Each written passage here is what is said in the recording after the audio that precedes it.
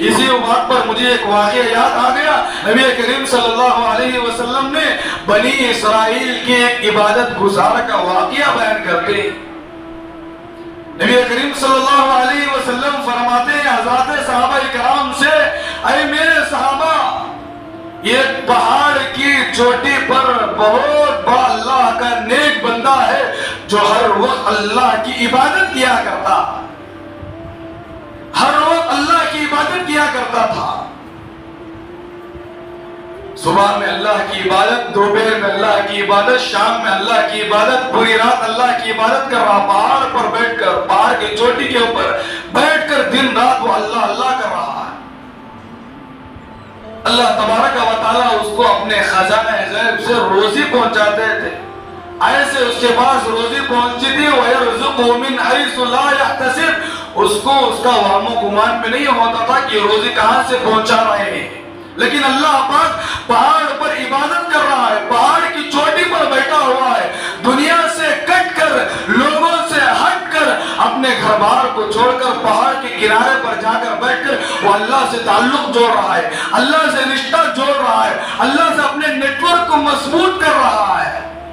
عبادت عبادت عبادت عبادت کر رہا ہے. روزی آتی, کھانا پہنچتا, روزی پہنچی, کھا لیتا, پھر اللہ کی عبادت میں مشغول ہو جاتا. ایک دن ایسا ہوا کہ رات ہو گئی, پوری رات اس کے پاس کھانا نہیں پہنچا. رات گزر گئی, دیکھا کہ پوری رات گزر چکی ہے, کھانا نہیں پہنچا, کیا معاملہ ہے؟ چلو ایک رات کا معاملہ ہے, گزار لیں گے. چنانچہ جب صبح ہوئی, صبح میں عبادت میں مشغول ہو گیا. پورا دن بھی ایسے ہی گزر گیا, پورا دن اس کے پاس کھانے کے لیے کھانا نہیں پہنچا. ایک رات ہو گئی, ایک دن ہو گیا, مکمل ہو چکا ہے, اب اس کے پاس کھانے کے لیے کھانا نہیں پہنچ رہا ہے, روزی نہیں پہنچ رہی ہے.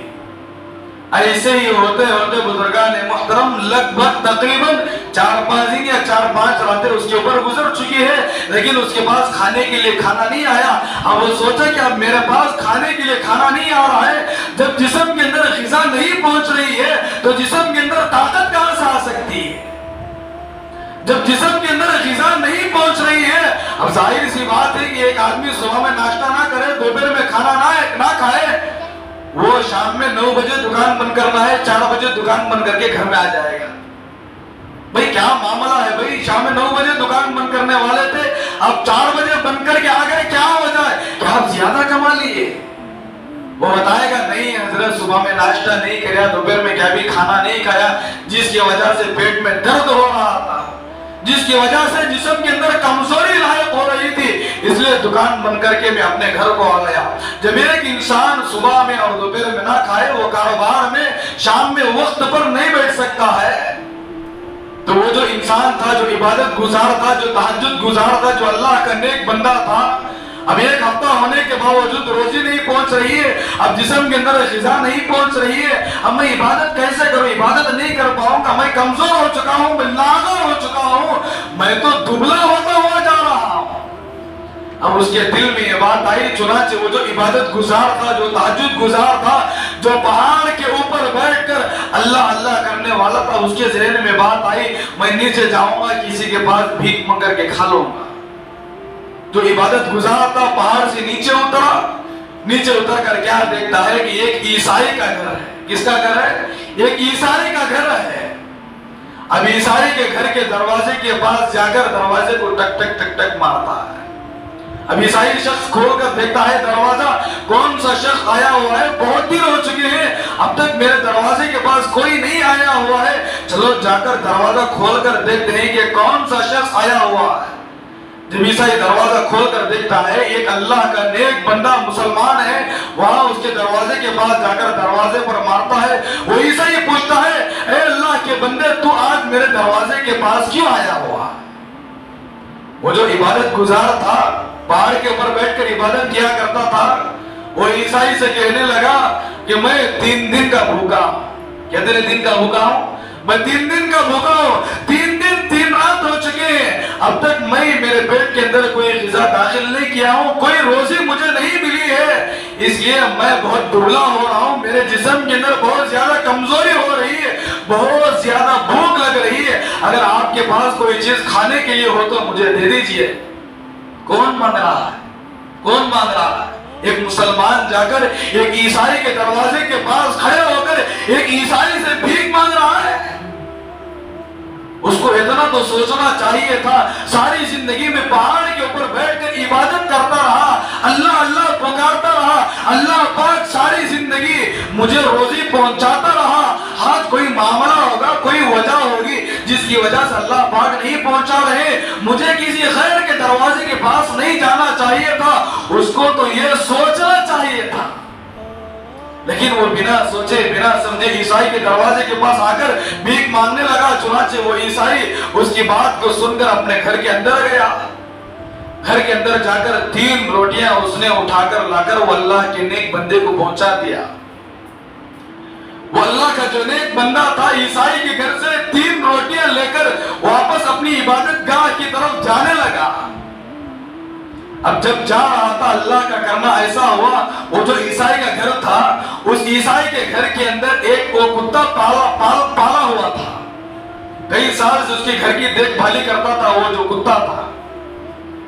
तो अल्लाह का करना ऐसा हुआ, जब वो इबादत गुजार उस ईसाई के घर से रोटी लेकर कुछ आधे किलोमीटर के फासले पर भी नहीं पहुंचा, वो जो ईसाई के घर में जो कुत्ता था जो उसकी देखभाली करता था, वो कुत्ता चीखते हुए उस इबादत गुजार के पास पहुंच गया। अब जब इबादत गुजार उसके सामने आ गया, जब कुत्ता उसके सामने आ गया, इबादत गुजार उसके सामने हो गया, अब वो कुत्ता चीख चीख कर भौंकने लगा। वो जो इबादत गुजार था उसके मालिक यानी ईसाई के घर से जो 3 रोटियां लेकर गया हुआ था, कुत्ते के सामने 1 रोटी को फेंक दिया। अब बचे कितने उसके पास रोटियां? बोलो भाई कितने रोटियां बचे? 2 रोटियां बचे। अब वो 1 रोटी खा लिया, फारिग हो गया। फिर 1 रोटी खाने के बाद चुनाचे जो इबादत गुजार था थोड़ा और आगे गया, फिर कुत्ता भागता हुआ उसके पास पहुंच गया। उसके पास पहुंचकर फिर भौंकने लगा, चीखने लगा, चिल्लाने लगा। वो जो इबादत गुजार था दूसरी रोटी उठाकर फिर कुत्ते के सामने डाल दिया। कितने रोटियां बचे? 1 रोटी बची। फिर वो जो कुत्ता था ईसाई का जो जानवर था वो दूसरी रोटी को भी खा लिया। वो जो इबादत गुजार था और थोड़ा आगे गया। अब 2 रोटियां खा लेने के बाद कुत्ते को होना तो ये चाहिए था वो लौटकर चला जाता, अपने मालिक के घर को लौट जाता, लेकिन नहीं गया। वो दूसरी रोटी खाने के बाद भी तीसरी रोटी के तलब के लिए वो दौड़ता हुआ जाकर इबादत गुजार के सामने चीखने लगा, चिल्लाने लगा। वो जो इबादत गुजार था, अल्लाह का जो नेक बंदा था, जो ईसाई के पास से जो 3 रोटियां लेकर आया हुआ था, 2 रोटियां तो डाल दिया, 1 रोटी खाना है। अब देखा कि कुत्ता फिर भौंक रहा है, फिर चिल्ला रहा है। चुनाचे वो इबादत गुजार तीसरी रोटी उठाकर वो कुत्ते के सामने डाल दिया। बचे कितने उसके पास? अरे कोई रोटी बची क्या? नहीं बची। 3 रोटियां उठाकर एक अल्लाह की मखलूक कुत्ते के सामने डाल दी। अब वो 3 रोटी खाने के बावजूद कुत्ते को क्या करना चाहिए? लौटकर चला जाना चाहिए था, अपने मालिक के घर को चला जाना चाहिए था। लेकिन बुजुर्गान मोहतरम 3 रोटी खाने के बावजूद फिर भी वो अल्लाह के नेक बंदे के ऊपर भौंकने लगा, चीखने लगा।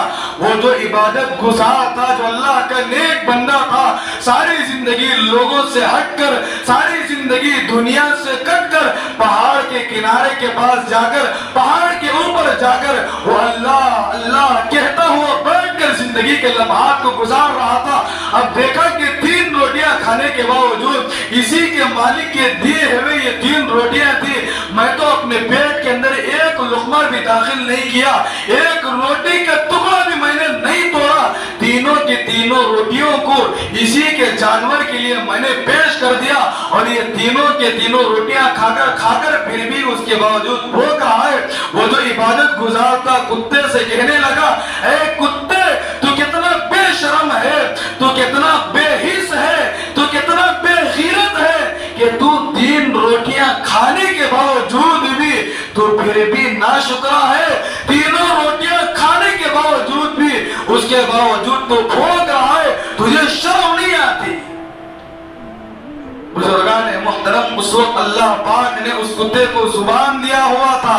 वो कुत्ता टंकी की चोट पर उस अल्लाह वाले से, उस इबादत गुजार से, उस तहज्जुद गुजार से, उस नमाजी से, उस अल्लाह अल्लाह कहने वाले बंदे से कुत्ते ने कहा, अरे हजरत इंसान शर्म तो मुझे नहीं, शर्म तो तुझे आना चाहिए कि तू 3 दिन होने के बाद तो अल्लाह तबारक व तआला का दरवाजा छोड़कर गैरों के दरवाजे के सामने आकर भीख मांग रहा है।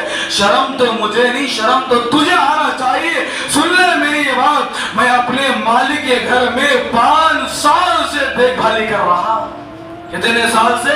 बोलो मेरे भाइयों, 5 साल से मैं अपने मालिक के घर बार के हर चीज की हिफाजत कर रहा हूँ।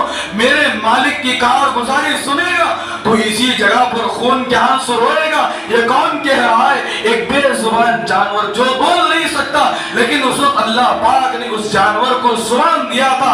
कहने लगा कि मेरे मालिक के घर में मैं 5 साल से काम कर रहा हूँ, देखभाली कर रहा हूँ। 5 साल से मेरा मालिक ऐसा है कि कभी मुझे 5 दिन खाना नहीं देता। कितने दिन नहीं देता? मेरा मालिक तो ऐसा है कि मैं उसी की देखभाली करता हूँ, हर चीज की हिफाजत करता हूँ।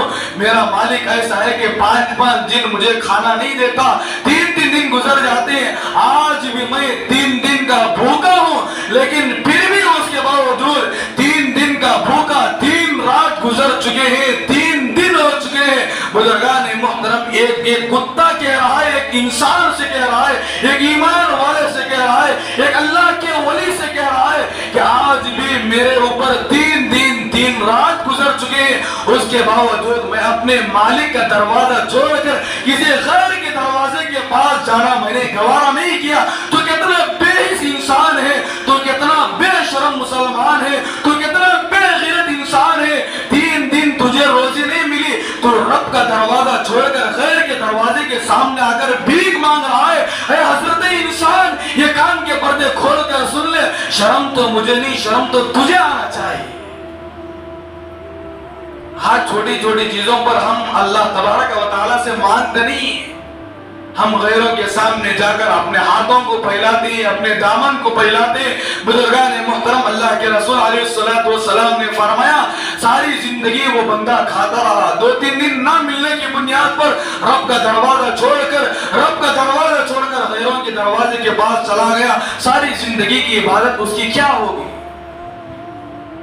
तो नबी करीम सल्लल्लाहु अलैहि वसल्लम ने फरमाया, दूसरा गुनाह वो है जब अल्लाह का बंदा अल्लाह की दी हुई नियमत को इस्तेमाल करने के बावजूद उसी की नाशुक्री करता है, तो अल्लाह पाक उसके घर के अंदर से मुसीबतों को जन्म देते हैं, परेशानियां जन्म लेती हैं, आफतें जन्म लेती हैं। सोहबत अल्लाह वालों की, सोहबत अल्लाह वालों की अल्लाह से मिलवा जाती है। सोहबत अल्लाह वालों की अपना रंग दिखा जाती है।